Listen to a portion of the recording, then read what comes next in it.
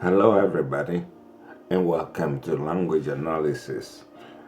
Well, the objective of today's lesson is that by the end of the lesson, you should be able to apply 3 of the guidelines which we'll outline in this session. Now, what is it all about, language analysis? Well, it's all about this. Every writer who writes something has got a message for us. What language has the writer chosen to use? In other words, what sort of expression? What is the subject matter? What is it all about? Why has the writer chosen this? And how has the writer expressed themselves? When we have asked ourselves these questions, we then put up an argument to really convince whoever is reading our work. Now, as I've just said, the writer has the message. Then he or she presents this message in a special style, which is deliberately chosen. Then deliberately the writer uses certain techniques to express themselves. Then, as we read the writing, we have to be very imaginative. We see, we hear, we smell, and we feel. Very, very importantly, we see and then we hear. We see means that we should be able to visualize as we read. That is one of the crucial points of analysis. You have to see in your imagination. Do you notice anything which is out of the ordinary? If you do, stop. Ask yourself why. Why has the writer chosen this instead of the normal way? Then find the answers.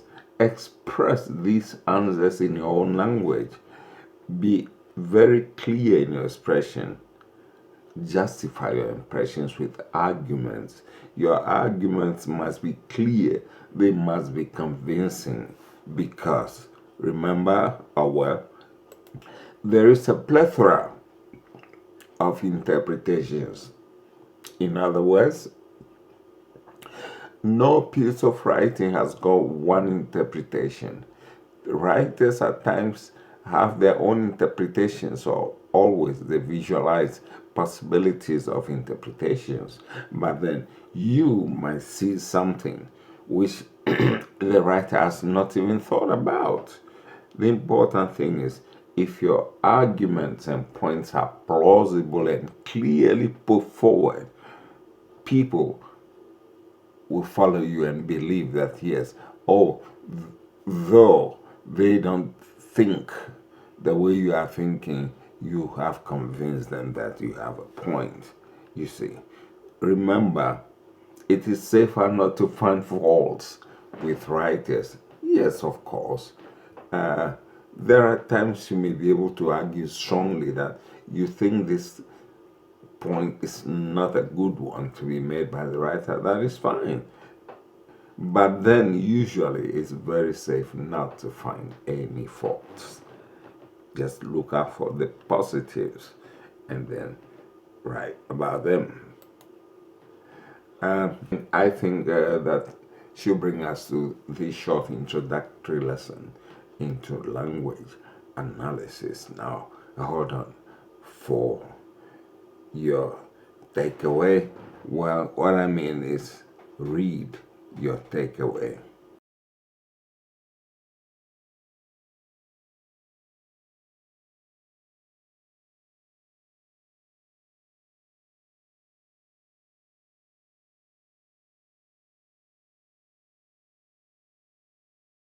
Yes, be ready with your answers before the next lesson. I give you about a week to try and find these answers. Thank you for following another lesson or this first lesson of language analysis, I would wish that all students of language analysis or all learners of language analysis belong to the English language class also on this same channel, WEBICLASS, because language analysis is an extension of English language. Take care, and I'll see you in the next lesson. This is Roger Olympio, your WEBICLASS teacher.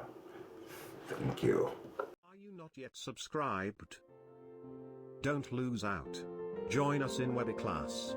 Share, ask questions, suggest and subscribe.